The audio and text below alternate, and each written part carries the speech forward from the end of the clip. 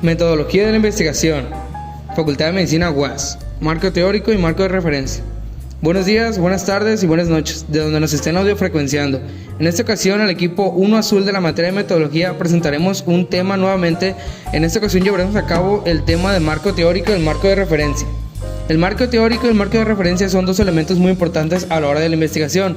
Como su nombre lo dice, el marco teórico es el que proporciona la teoría en sí, fundamento teórico, y pues el marco de referencia es el tal cual que se encarga del contexto en el que se inserta la investigación. Muy bien, ya una vez comprendido esto, vamos a pasar a un punto, el cual es el concepto. Este nos lo va a abordar nuestro compañero Kevin, el cual le concedo la palabra. Y adelante, Kevin, ¿qué nos puede compartir sobre el concepto? Buenas tardes, yo soy Kevin, voy a hablar sobre el concepto. El marco teórico o marco conceptual es la exposición y análisis de la teoría o grupo de teorías que son el fundamento de la investigación. Es imprescindible acudir a fuentes confiables y válidas para elaborar marco teórico y marco de referencia, que sirve para definir adecuadamente las variables y la hipótesis, sustentar la investigación, analizar e interpretar datos, fundamentar la comprobación o el rechazo de la hipótesis.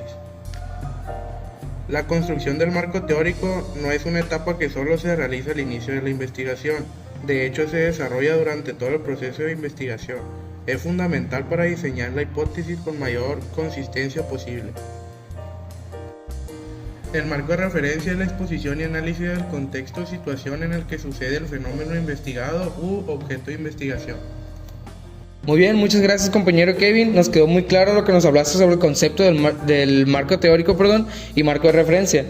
Ok, en esta ocasión vamos a avanzar a otro punto esencial, el cual son las etapas del marco teórico y de referencia, el cual nos va a compartir nuestra compañera Juliana y Teresita. Principalmente nuestra compañera Juliana en primera orden. Adelante, compañera. La etapa número 1 es la elaboración de un índice tentativo que más que nada nos sirve de guía para la investigación. Como paso número 2, la revisión de fuentes bibliográficas, que consiste en leer y revisar las publicaciones referentes al problema que se va a investigar. Para ello, se puede acudir a las bibliotecas, hemerotecas y por supuesto en internet. Es muy importante checar de varias partes para tener una información confiable. En el paso 3 es el análisis del contenido de las fuentes de información de los libros y los artículos. Con las fuentes, textos y artículos elegidos, se procede a estudiarlos y analizarlos. Muy bien, muchas gracias, compañera Juliana. Nos abordó una parte de las etapas. Ahora vamos a seguir con otra parte que nos va a abordar nuestra compañera Teresita. Nos les va a continuar y pues le concedo la palabra. Adelante. Muchas gracias. Continúo con la cuarta etapa, la cual habla sobre la organización del material. Una vez que se ha recopilado suficientes datos, se procede a comparar la información obtenida de diversas fuentes y después ordenarla por temas y áreas. En esta etapa, al revisar y ordenar, el investigador refuerza su conocimiento del tema y verifica si dispone de información suficiente o si requiere datos adicionales de algún tema en específico. Quinta etapa, que habla sobre el diseño de un esquema de marco teórico. En ella se establecen los lineamientos en cuanto a conocimiento y se ordena y construye un esquema para analizar teóricamente el problema. Se diseña el índice tentativo. La siguiente etapa es la elaboración del marco teórico, que es la sexta.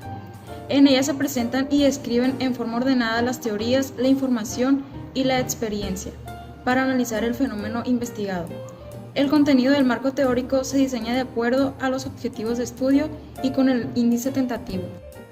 Por otra parte, la ética de la investigación exige acreditar a los autores de la información recopilada mediante citas, notas y referencias. Por último, vamos con la séptima etapa, que es la elaboración del marco de referencia. El marco de referencia debe ser concreto, preciso y referirse específicamente al contexto de la investigación. Como ya se mencionó, el marco de referencia es la exposición de contexto o situación en el que ocurre el problema objeto de la investigación. Para su elaboración se desarrollan las mismas etapas y lineamientos para que la construcción del marco teórico con ciertas diferencias.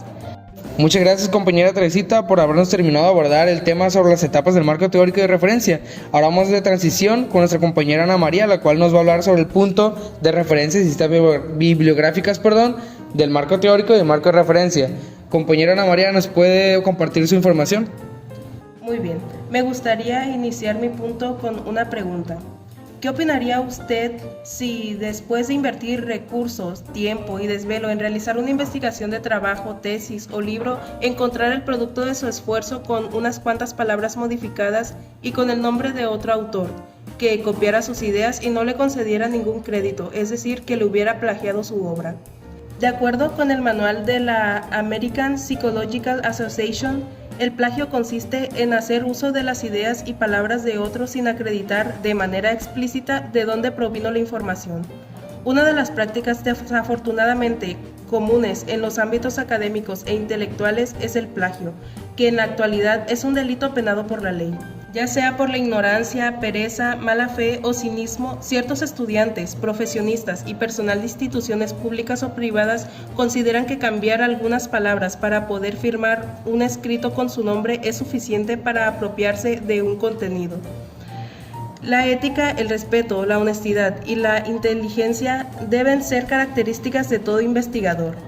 De acuerdo con la norma ISO 690-2010 de la International Standard Organization, de acuerdo con la norma ISO 690-2010 de la International Standard Organization, es necesario, para citar, reconocer al autor por su trabajo, evitar el plagio, localizar las fuentes de información citadas y dar credibilidad a un trabajo.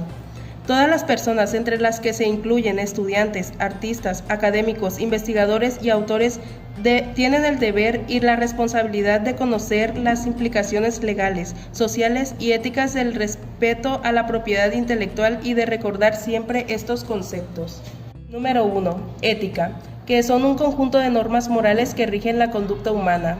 Número 2. Plagio, copiar en lo sustancial obras ajenas y presentarlas como propias. Paráfrasis, frases que, imitando en su estructura otra conocida, se formula por palabras diferentes. 4. Referencias, descripción bibliográfica detallada, de acuerdo con ciertas reglas según la disciplina, que identifica un documento fuente de donde se obtuvo la información. Y por último, cita, transcripción literal o paráfrasis tomada de otro autor que se incluye en un texto. Muchas gracias, compañera Ana María, por habernos abordado tu tema sobre las referencias y citas bibliográficas. Ahora abro paso a mi compañero Ariel, el cual nos va a compartir su punto sobre los estilos y modelos para las citas bibliográficas. Adelante, compañero Ariel. Bueno, existen modelos y estilos para presentar las referencias y citas bibliográficas. Los más usuales son el estilo Chicago, o en inglés Chicago Manual of Style. Es el más antiguo y se utiliza principalmente en historia, ciencias sociales, arte, musicología y literatura.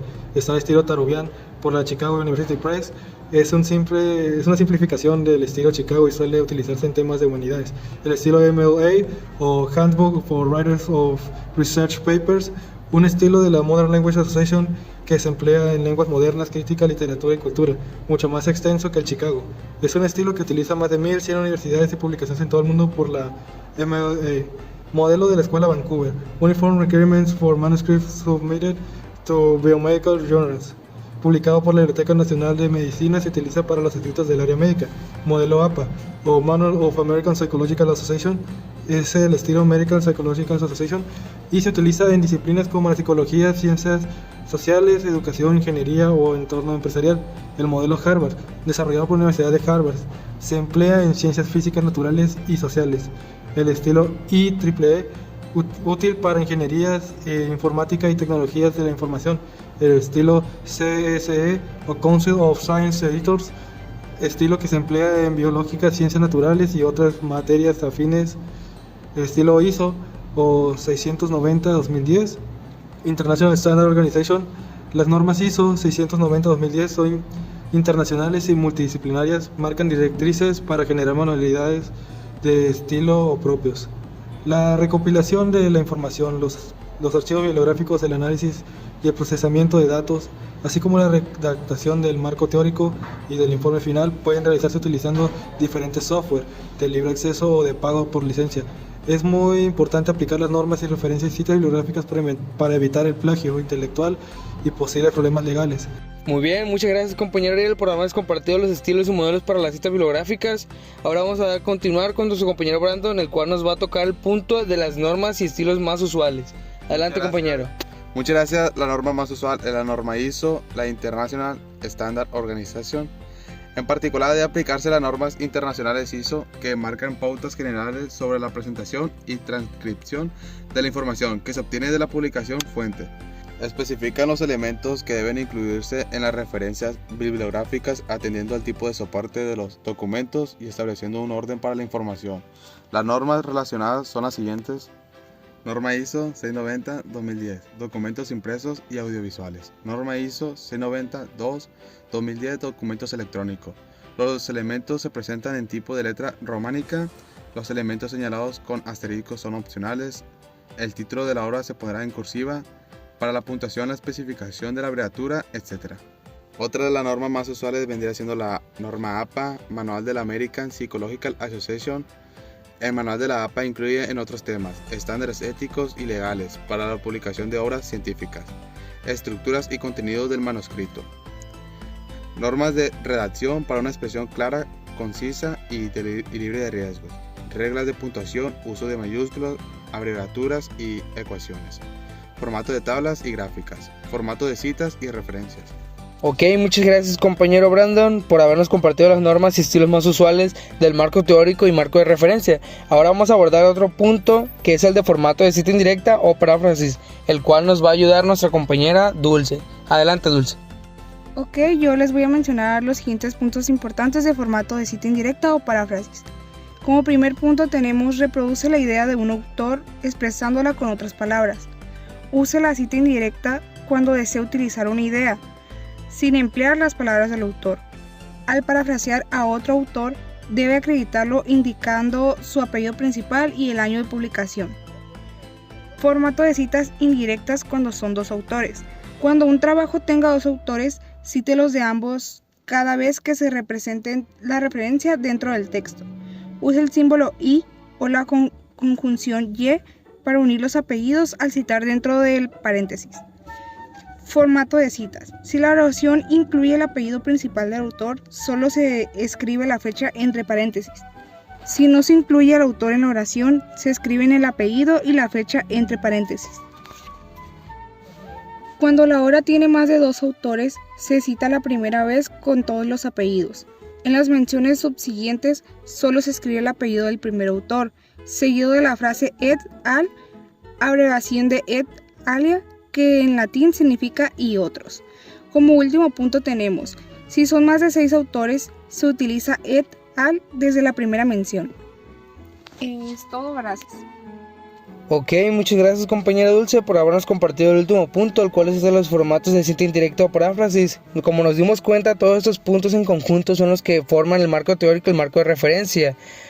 Con los conceptos, sus etapas, las referencias, estilos y modelos, las normas y estilos más usuales y pues los formatos. Todo esto conforma lo que vendría siendo el marco teórico y marco de referencia. Muchas gracias, espero les haya quedado claro. Gracias por su atención.